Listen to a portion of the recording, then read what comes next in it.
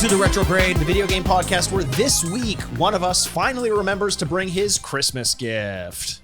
My name's Andrew Bascom, and with me as always is the bad boy podcasting, Mr. Bebop himself. Mikey, here on time and worth. Yeah, I was also late today. I know. That's true. Yeah. That's very unlike you. Very rare. I don't like that feeling. It makes me very uncomfortable. But You're right. We, if you are new to this podcast, sure. And, but what we always do is we do the power hour at the end of the year. We name predictions. We do a shot of beer, and it's so much fun because it usually ends with us exchanging Christmas gifts. Yeah, usually it does. This year, I got to the recording and I looked down at Mikey's one single present under a tree. And I went, oh, that's funny. You haven't given a gift to... Oh, my God. Because we recorded after Christmas. And we recorded after Christmas, and I forgot to bring my Christmas gift for Mikey that I had sitting at home in a box. And so we had to do a secondary appendix to that episode. Which, first of all, you're not allowed to use that word anymore because you don't have one. I don't. No, you're right. It's gone. Secondly, I was pissed off because you're like, we have to do another episode. Immediately, I'm like, fucking no, no, just a hard no. See you in May. Thirdly, the gift went from being under my Christmas tree to under my bird of paradise because I got rid of my Christmas tree. I know. So I'm so sorry we're doing this, but more episodes, more fun. So we were thinking. What were you thinking, Andrew?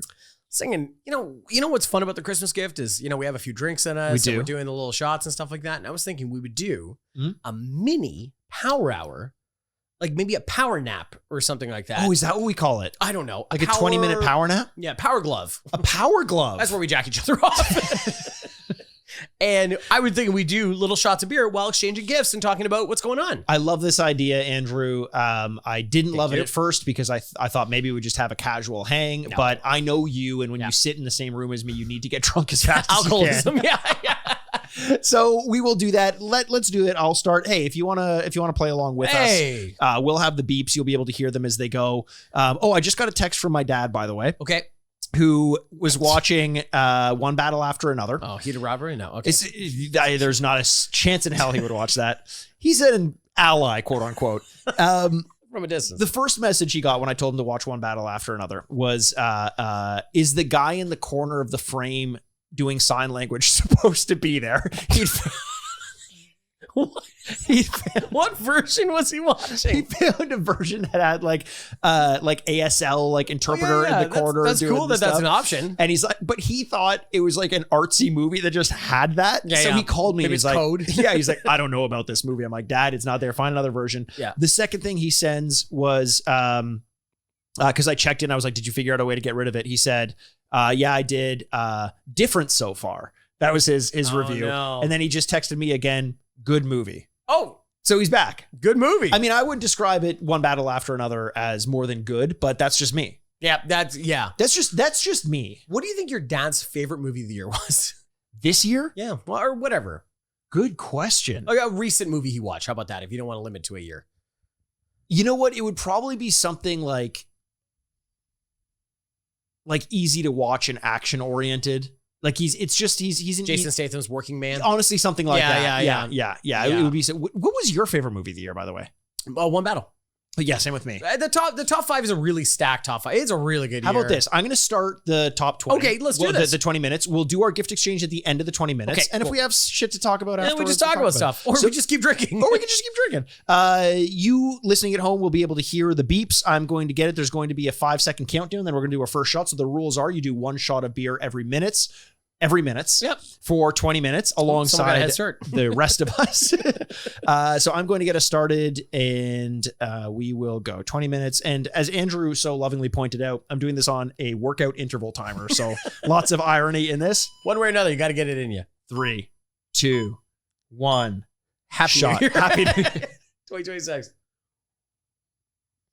By the way, when I'm editing the Century Club episode and I have to overlay Old Lang Syne by Bare Naked Ladies. Bare Naked Ladies is the best version. I almost cry every time. It is one of the most emotional songs. 100%. It hits me in a core that I cannot begin to describe. Have you ever looked into what Old Lang Syne is about?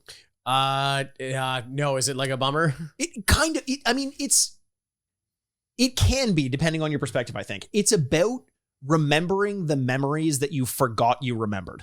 The ones that have just been lost to time because you've remembered them for the last time. It's kind of beautiful. It's so beautiful, but also like, shit, There are meaningful things that I've gone through in life that meant a lot to me at the time that I will never think about again. Not because they don't mean anything, but because I've just forgotten. There's something beautiful though about that idea that like that is a human condition. That's not you. That's not mental illness. Yes. That's not whatever's going on. That's just part of being human. That you will forget things. You know what I mean? And that's okay.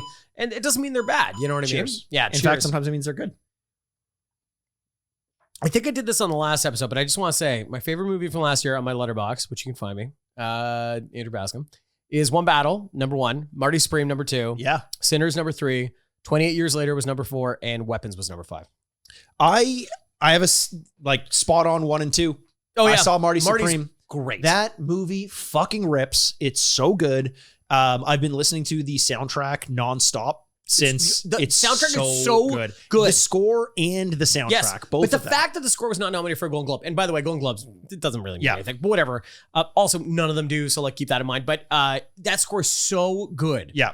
Oh, I loved it. It's incredible. It's as soon as, because I don't think Challengers was nominated for either a Golden Globe or an Oscar last year. Yeah. Which is bizarre. The best soundtrack. It's one of the best soundtracks, period. I used to listen to that in the gym all the time. The movie wouldn't be as good if it weren't for the soundtrack. I completely agree. And I love Challengers. Speaking of Challengers, the actor, I can't remember his name, who plays the tennis player with the curly hair. Which he was in Knives Out. Josh O'Connor. So I just saw Knives Out, Wake Up Dead Man. Wake Up Dead Man. What did you think of that one? I liked it a lot. I liked it more than the second one. I think it's one of those ones where like if someone came to me, they're like, I don't like it. I'm like, totally understand. Yeah. I loved it. It's a deeply religious movie. Yep. And really odd to hear that Ryan Johnson is not, he grew up Christian, not Catholic. Oh, okay. And which I found very odd because it's a deeply Catholic movie. Yeah. And I really liked it. I don't know. I thought the writing was really good. Here's the thing. I really liked it as well. Oh yeah. Until the end with the reveal. And then I finished the movie and I was like, I don't know about that one. I think it was my least favorite. Okay. And then I had a day to think about it and I was like, that movie was incredible. Yeah. The worst part about it was the mystery. Yes. I thought all the conversations I completely agree with you. All the questions about religious identity and what religion means and whether it's good to be a storyteller. That dialogue between Daniel Craig and Josh O'Connor was amazing. Really good. But the reveal of the mystery was kind of like, oh yeah, I knew who did it from the beginning, but the way it happened was like kind of stupid. I know. I completely agree with you. I actually think some of the outside characters are not like, I love Andrew Scott. That is a miscast. That is not him. Like I agree. He's good in it. He's doing the best he can because he's amazing. I don't think it's his fault. Yeah. I just think that's a miscast. Yes, I agree. But the writing's really good and Josh Connor's so good because it's like, even Daniel Craig, a real skeptic of religion, which I think, a lot of society is fairly, is kind of like, why would you do this? And he goes, because it brings people joy. It brings people satisfaction and security and all these kind of things. And you see it happening actively. And one of the best scenes in the movie is when Josh Connor calls for the pickup, the demo pickup, the construction equipment. Yeah. And the woman on the phone with him Yeah. is like, can you just talk to me for 2 seconds? And you're like, that is what religion is. Like, you find solace in a person, you know what I mean? I really like the scene. And then we'll get to video games in a second, but I really like the line that Josh O'Connor has where he's basically, it's him and Daniel Craig is like, oh, it's all a lie. It's all storytelling. It's fabricated. And he's like, we know. He's like, we know it's fabricated, but I guess the question is the storytelling, is it bad because it's a lie, or is it good because it's a lie in pursuit of like the spirit of what it's saying, which is really nice. The other biggest issue I have with the movie, Priest is a boxer who's killed someone in the ring. Joshua O'Connor looked amazing playing tennis. If that guy killed someone in the ring, he brought a gun with him. There's no fucking chance. At what did he kill him at? 156?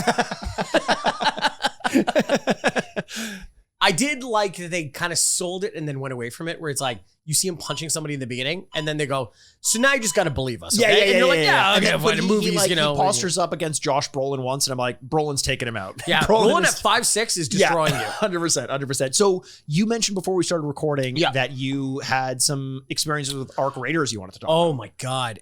Guys, I can't begin to tell. D-pads everywhere out there. Arc Raiders has an absolute like daddy choke on my neck right now. I love this. I love it so much. And I love Sorry, wait, daddy choke? Yeah. Like I love it. And I'm like, ooh, daddy. It's dangerous. Okay. I love it for a lot of reasons. There is a lot of Fortnite to Arc Raiders that is really good. It is. So if you guys don't know, Arc Raiders is this game where humanity is now underground. Yes. And in short spurts, we come back up to Earth to get, resources. Scavenge. Perfect. And then we have to go back in one of our designated tubes or subways or whatever it is. And so in that way, it's like a lot like, what would work a lot of people for COD or Fortnite is because the game starts and it ends and that's it. And you have to maximize your time on the surface, and then you go back down. And it's a maximum of 30 minutes up top. 30 minutes up top. And you can make the decision to work with other people, to work on your own, or to kill other people. And you don't always know what the people around you are going to do. And that's where the real appeal of the game comes in. Yeah, because there also are enemies up top called the ARC. Yes. ARC. It's like stands for something, I think. And but they're robots and they're trying to attack anyone that moves up there. Yes. And so there's this fun game of like trying to get into different buildings that have different value and loot value and stuff like that. And then also kind of watching out for other people and playing this game like Society where you're like, you good? We're good? Yeah. We're good. Okay. Then I'm just going to go over here. You go over here and we're just going to be fine. And I find that to be so much fun. And then the challenges they give you from the bottom of like, hey, so we got to upgrade this thing and we need these kind of level of things. Oh, okay, cool. And I am such a sucker for that. I'm like, well, I just need 3 more of those. 100%. It's so easy to go do another run. 100%. It's always just one more, just one more. Yeah. Oh my God, 3 a.m. Mm-hmm. It's so much fun. I love that game so much. I've been playing a ton of it. So I've been playing it a decent amount. I played it a lot when I first started playing it. I've been playing a lot of random other games, which I'll talk about a little bit later. But Arc Raiders, an old buddy of mine from Halifax. I went to school in Halifax, which for our American listeners, you've definitely never heard of it. It's East Coast Canada. And I was playing with him, and that's now our new way of catching up. That's awesome. Because there are so many runs of that game where you don't fire your gun at another player. And I really like those runs. I have very rarely ever fired my gun at another player. Well, they do a really good job of matchmaking where people who want PvP, they put them in the same. I don't know what the algorithm is, but it's working really, really well. They did that recently a couple months ago, as you and I probably started playing, to be perfectly honest. Yeah. And they said, people that are aggressive get in the aggressive pool. And people that aren't, didn't. And so that's why you and I are not aggressive boys. We're not. I'm not an aggressive boy. No. And unlike Josh O'Connor, boxing priest. And so, but I think I did an off-minute shot there by mistake. You just enjoy beer. I just enjoy beer. Yeah. And but they said we kind of, even the developers and stuff like that said, actually we have been splitting them up. Yes. And so, which is great. And I'm totally fine with that. And my thing is, now when someone shoots at you, you're like, oh, you betrayed us. You betrayed the trust of the server. Yeah. But I notice sometimes it'll do that and then it'll ask you, which I'm totally cool with at the end of the run. How'd it go? How'd you like this one? I know. Yeah. I like that. So the other, sorry, I got to do a shot. Because I've had some experiences where one person will shoot someone and then everyone around them will then team up on the person who just shot. As in like, okay, society's decision is to not fuck with each other. 100%. And if one person does, you broke the social contract. Exactly. 100%. Exactly. Rousseau's coming for your ass. Yeah. There was one that I still feel bad about. This is weeks ago now, but we got to like these little hubs where you can be sent back down to Speranza, like Esperanza. Speranza. Yeah. Don Quixote kind of thing. and Andrew. It's Quixote. Is it really? Don Quixote. Oh, I thought I actually screwed that up. I'm like, oh no. Here, wait, I'm doing a shot. But there was, so we're at our little hub. And so what happens is once you call for the shuttle to come get you. Yep. Because there's little like exit points. There's little exit points that are main ones. Yeah. And so the alarms will go off and that attracts all the robots to come get you and stuff like that. And so it's usually a little bit of a fight, but also you can be kind of in a half downed position where you're like, you can't do anything, but you can also get back. Yep. So nonetheless, we're doing that. We're having a fight, whatever. And there was a guy that was dead beside me. And those ones are just full of stuff, right? Yeah, good loot because it's human. And so I was looking at him and I'm like, well, it's just me. I'm gonna see what this guy's got. And I got over there and I started searching him and a guy pulls up and goes, oh, what the fuck? And starts shooting me. I'm like, no. He thought you had killed him and scavenged him. That's so funny. I'm just like using every part of the buffalo here. Like don't fucking get mad at me. And he killed me. Really? Yep. I've had a lot of situations where someone shoots and then there's this kind of like pause where you're looking at each other. I'm like, hey, what do you like? If someone shoots me, it's safety's off. Yes. But my buddy who I'm playing with is such a pacifist that he's like, no, wait. Are we good? Are we good? And the number of times people are like, yeah, sorry, I thought you were trying to attack me. I'm like, no. And then we just go our separate ways. See, I'm like Vin Diesel from Fast and the Furious 4. Fast 4 or whatever it is. Yeah. Where you get shot F4. in the back and he just like looks and then walks away. You don't want this. What I always love is you're playing with another person. I've never played with another person. I play solo. Much like Han. And wow. Yeah. I play Chewie, we're home. I play Chewie. I'm chewing on my controller. And one of my favorite parts of it is when you walk upon two people like talking to each other because they came in, they're like, and so another, and they stop and they look at you and you're wait, we're good. And he's like, all right. So I was saying to my wife the other day, and like they'll be just talking to each other. I love that. I have to be honest. I actually I do like playing with other people, but it's a different game. Very different. The more often you, or if you team up with someone, you are more likely to get into PvP as well. Yeah, that makes sense. And I also just like kind of the loneliness of going up and scavenging. It's a good like 20, 30 minute break. I actually find it weirdly relaxing a lot of the time. Yeah. Where it's a game where like I would never play Overwatch before going to bed because I would get too amped up. Yeah. This is kind of like almost reading. Yeah. Yeah. Well, I do because if you want to, and you want to take your time, no one will ever find you. Yeah. You can just crouch the whole time, pull your gun back, don't turn your flashlight on, you just start crawling through and get the few things you need, and then you go home. Yeah. Or you're like an idiot, pull your gun back and start sprinting through the crowd and stuff like that. It's up to you. I love the game so much. I think the aesthetic is really nice. The sound design is beautiful. It's like very well done. You could hear things in the distance and you all stop and like, it's really what they are. You can tell, like I was playing with my buddy and he has a lot of hours on that game. And he heard a gunshot and he's like, nope, we're going the other way. I was like, why? We haven't been shot like in the 2 hours we've been playing. He's like, every time I've come across someone with the gun that just made that sound, I get hit. And I was like, really? He's like, yeah, that's a PvP gun. We're going the other way. I'm like, fucking good because for you. there's guns that are good at humans and there's guns that are good at robots. It was really cool. And it's kind of like, what's the Witcher? Yeah. It's like, there's two swords. There's I got one for humans and one for goblins, you know? Just like my two fists. Yeah. I got one for jacking off and the other for jacking off. And they work together. The problem is that I have with the game is I'm realizing it's for the same reason that I don't love open world games. Is I have a very obsessive gaming personality where if you put the opportunity to do things in front of me, even if they're not required reading, I do have to do them. And it's hard for me to turn that part of my brain off. So if I'm like, I'm going to go in and I need rusted gears because I need to finish this objective or something, I will drop in, and I know rusted gears are only going to be in a mechanical area. I will search every box and pick up everything I have on the way to the mechanical area. And then by the time I get there, I have no space for anything at all. I know. It would be a way more fun game if you were able to just be like, I need 3 things and they're all mechanical and I'm going to go to the mechanical area. I'm not going to pick up a single thing until I get there. I just do not have that in my body. So when you get back to Speranza, there's a little stash you have and you can upgrade it a couple of times, but you get to max 280 things, which I did very quickly. And now I'm just fighting tooth and nail every time to get like, okay, 279, 280, fuck. And I got to sell a bunch of stuff. And then it's a management thing. At first I usually hate limitations put on like stash size, but this is good because it forces you to use items and not, because I think it's very easy in this game and in a lot of games where you have consumables to be like, I'm not going to use this because I really want to use it for like some big event that never comes. And so like there's a lot of stuff that you can use to craft some of the stuff you need, like health or guns or whatever. But then there's other stuff where like, oh, we need 4 record albums. And you're like, oh, I sold all them for money or whatever. Exactly. It actually makes sense to like keep you on the prowl to like keep going. Otherwise, if you could keep everything, you would just be able to the game would finish, pretty quickly. It'd be like kind of like a Warcraft thing. Or exactly. So yeah, it's a great game. I really love it. So yeah, I just want to make sure we spoke about that. It's really fun. We've been saying this. We should play together. It is cross-play. We should get on a couple games. That might together. be one of those episodes we do because I don't know if you know. I don't know if it released before or after this, but we're doing Overcooked. We are.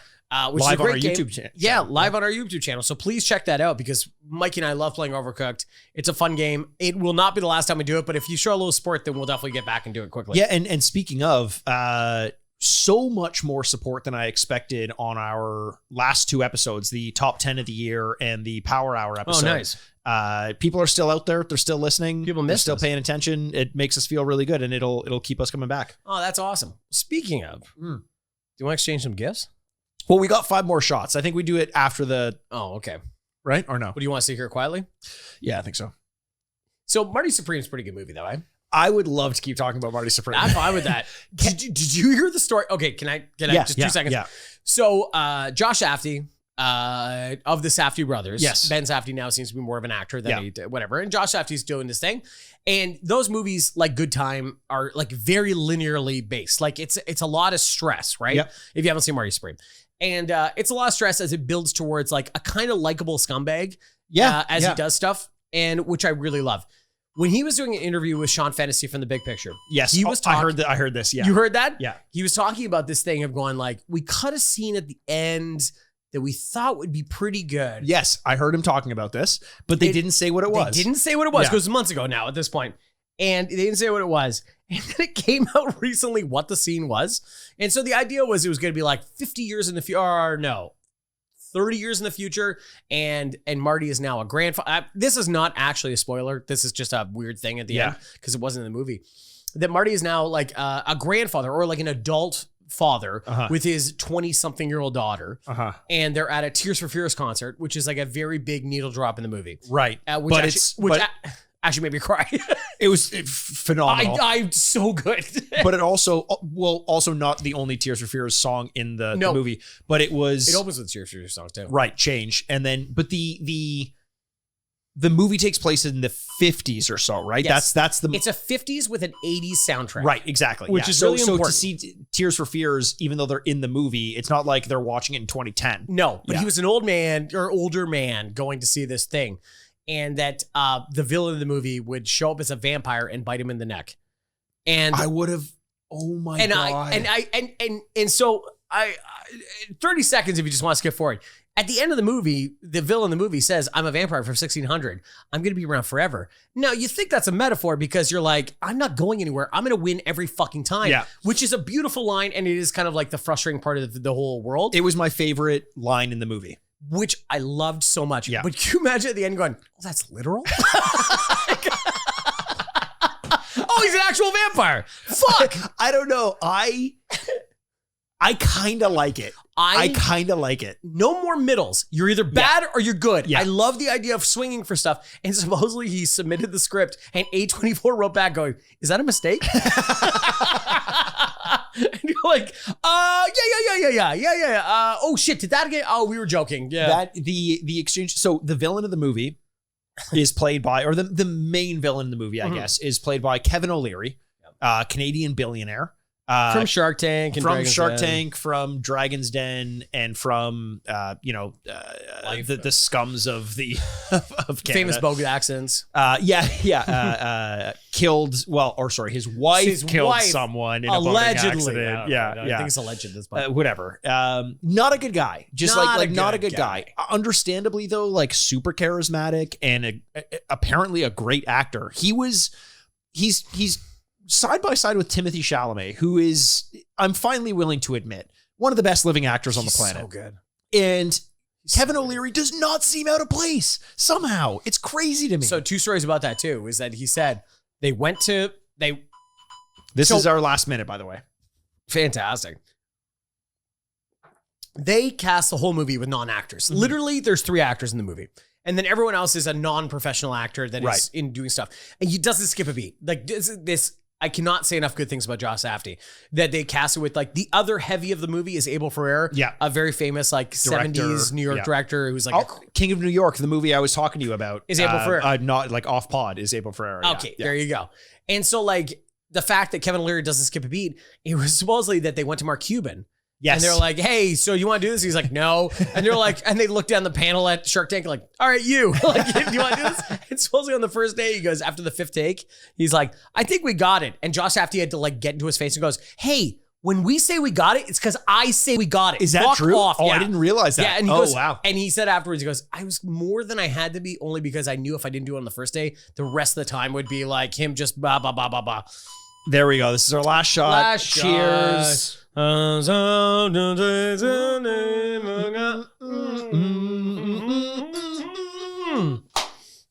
But a great movie filled with non-actors. It's really fun. Including Penn Jillette, which was amazing. Apparently a lot of people didn't clock it. And he was the first person I clocked him immediately. I was like, that's a magician. Yeah. I know that. He just doesn't have his famous goatee. No, he doesn't have his goatee, and he doesn't, like, his hair is all different and stuff like that. The other one that I love is the really rotund man that they spend his parents are helping fund the ping pong balls. Oh, yes. If you don't know this movie, it's going to sound really crazy to say, but he's a big guy. He's like 350 pounds. Yep.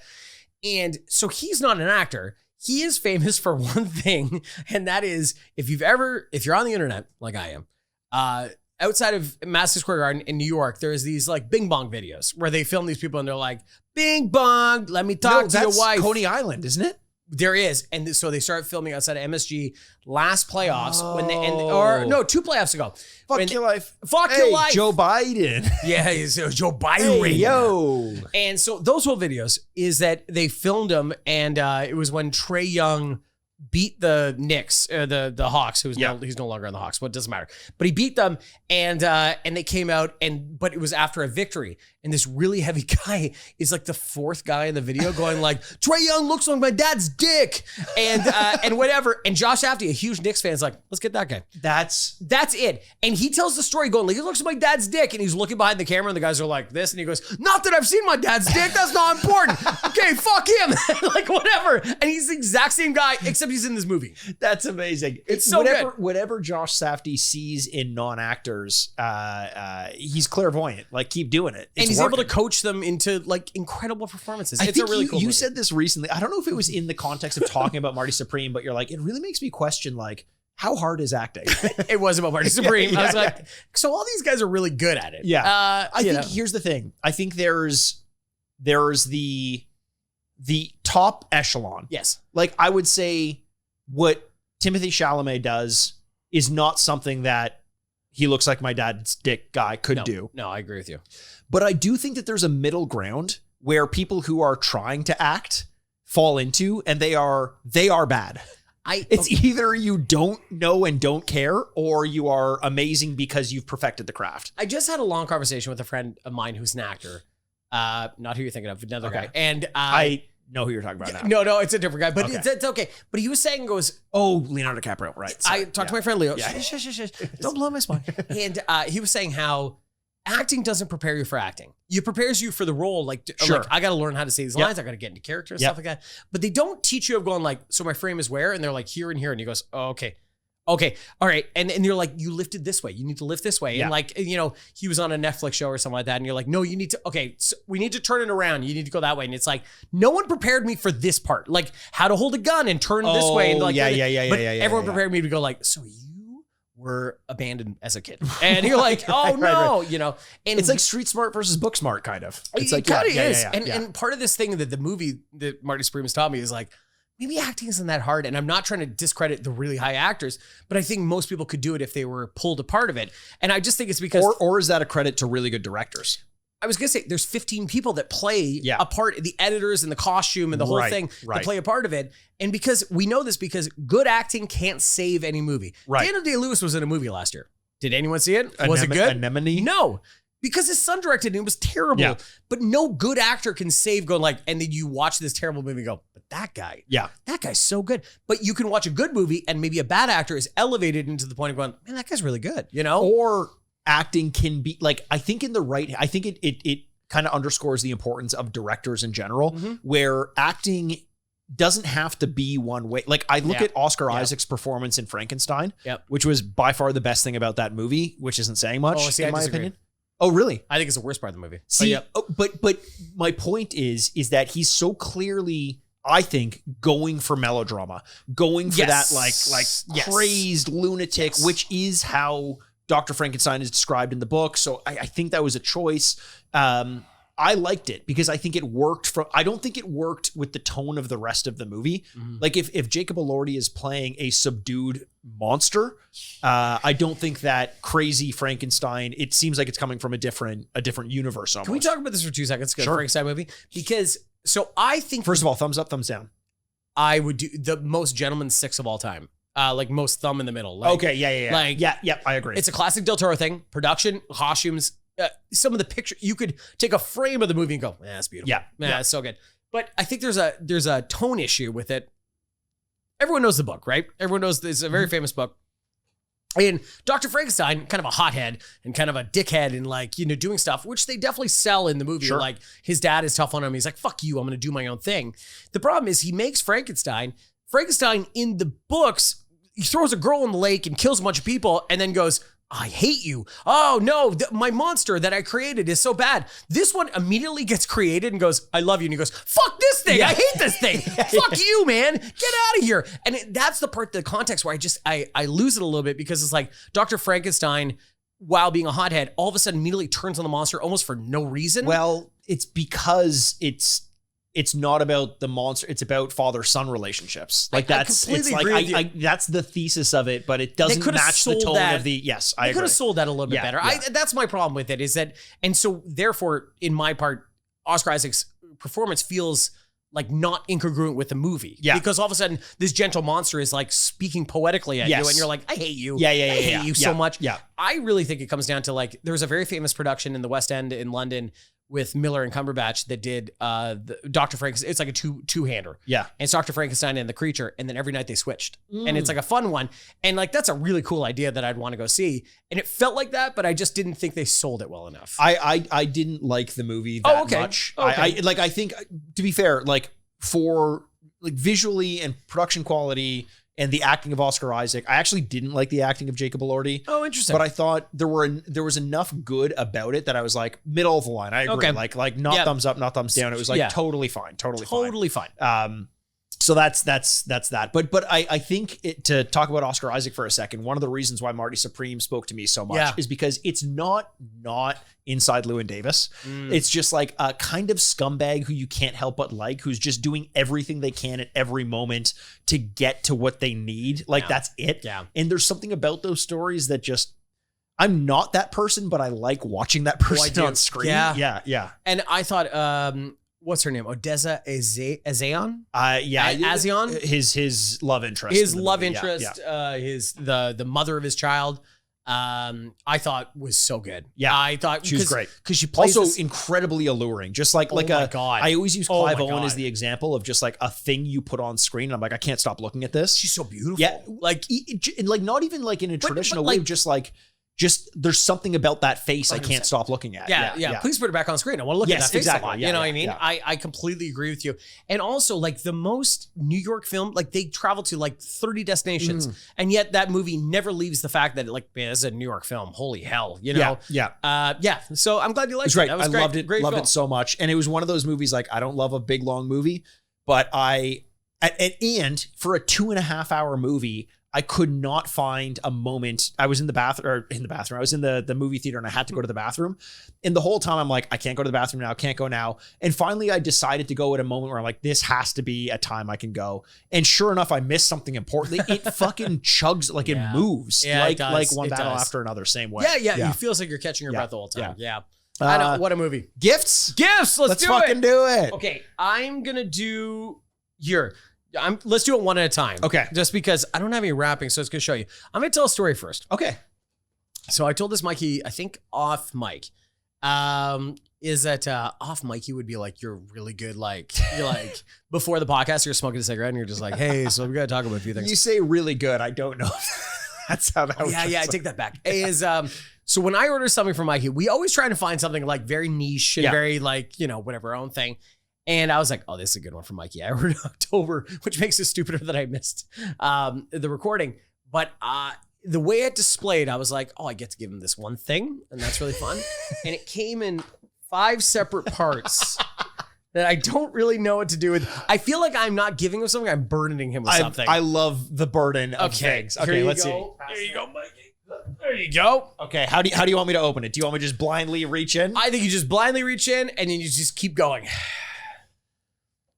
Oh my God. Okay, so I'm looking at a What We Do in the Shadows figure. Yeah. This is Nandor. Nandor. Fucking Jesus is my fucking favorite thing to say. That's why. Nandor is like one of my favorite characters on TV. He's 100%. So good. We loved What We Do in the Shadows. By the way, also, big shout out to Toronto because it definitely shows some love to the city it's filmed in. All said and done, What did you like more, the movie or the TV show? I like the TV show more. Yeah, I kind of do too. I did too. The movie's very good. Like, I'm not trying to argue that. And the TV show has ups and downs. But man, when it hits, it's like, oh, that's the funniest thing I've ever seen. Yes, like, exactly. Oh my God, that's good. It does go through its slow periods, but every so often it has an episode that hits or a moment that hits. Yeah. Okay, I'm reaching in again. for part number 2. Oh, we got Colin Robinson. And the baby Colin Robinson. That, okay, if you haven't seen the show, when baby Colin Robinson shows up, it's the most upsetting. It's so disturbing. Didn't like it. I know. I didn't like it. And actually to the point that I was like, oh no, they include the baby? Oh no. I like it. Oh my God, there's so much more. Okay, we got Laszlo. I'm assuming we got this the whole set here. We've got Guillermo, Gizmo, as they like to call him in the show. Andrew, this is incredible. I love this so much. I'm so sorry. I don't know what you're going to do. I haven't seen Nadia yet, but if Nadia doesn't have Nadia doll, I'm fucking rioting. Nadia's got Nadia doll. Yeah. There we go. If you're not watching this on YouTube, I don't know why you wouldn't be. Yeah. This is fantastic. You say you're burdening me with this. I've got, for reasons, a lot more space to fill now. And I love this shit. I do. I thought it was one set that went wide across, and then I was like, oh no. When I'm opening up, I'm like, well, it will when I put them all together. Yeah, 100%. Nadia doll made me really happy that they included that. I just thought we both love the show. Yes. And then I keep thinking about your Nandor impression, and I was like, oh, that'd be a fucking fun one. Jesus. That was like, I loved giant saying turtle. it. It's just like my favorite. The giant turtle bit. Now we're just Chris Farley from SNL. But when the episode where they go to Atlantic City and at a certain point, Nandor has to explain Colin Robinson has to explain to Nandor what the Big Bang Theory is my favorite. Oh, it's just so like funny. that is yours is Jackie Daytona. Oh, I think. Jackie Daytona, where put a toothpick in. So mine is a little bit more straightforward, but I'd almost have to be almost. I think this is something that you will get some enjoyment out of, a little bit of practical use. Oh, nice. And then a little bit of display purposes as well. Oh, okay. That's fun. Okay, here we go. And oh, that's so sick. I looked at this. I looked at buying this.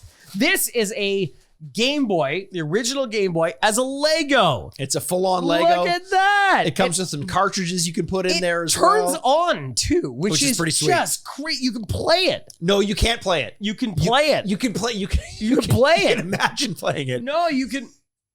You can imagine playing it. You can play it, and that's like a lot of fun, and I think that's pretty cool. No, this is so sick, Mikey. That's so much fun. It is both my interest and this podcast like lined up completely. Yes, yeah. Man, that is so fun. There's no light, sound, or digital play functions, so they say. There's little better as an adult than taking a Lego day. Lego is just the best. It's best. such a fun time. It's such a fun time. That's very nice. Thank you so much. That's gonna be a lot of fun to play. Yeah, I liked the idea of that so much that I ended up buying myself one as well. So we'll be Game Boys. Absolutely, we'll be just a couple of Game Boys. Just a couple Game Boys. That could have been the name of the podcast. When you think about it, can we do that 7 years ago or 8 years ago? Whatever it is. Yeah, we'll go back in time. I'll go back in time. Man, that is so much fun, and look at you. I don't know what you're gonna do with those, but I know what I'm gonna do with them. Fucking Jesus. I love Nandor. Nandor's the best. What a mensch. What a TV character too. Like, look. I didn't even see the backs of those. That's so much fun. Oh hell yeah. Yeah. Oh, there you go. That's awesome. That is our delayed Ukrainian Christmas. Yeah. But honestly, we love you guys, and please check out the YouTube for the Overcooked episode. That was a lot of fun to do. I have a feeling we're probably gonna do another one soon. I think we will. Yeah. And if there is a game you want us to see or you want us to play so that you can see it, you got to let us know. retrogradepodcast@gmail.com or hit us up. Occasionally I check the Twitter. Occasionally we check the Instagram. But the retrogradepodcast@gmail.com is probably the best way to get in touch with us. That'd be great. And we'll do a little series because I think we'll play some more Overcooked. And if you guys want to play us another game, we'll do that too. Let's do it. But until then, we love every single one of you. We can't wait to talk to you soon. My name's Andrew Bascom, and with me as always is the Bad Boy Podcasting, Mr. Bebop himself, Mikey Addenworth. This is the Retrograde Podcast. Game over. The 20 did it to you? The 20 word. Yeah, that was 20's actually harder than 60. I'm not gonna lie, I did oh wow, that's a lot of beer. Furnished by Sad Styles Productions. I burped a lot. Yeah.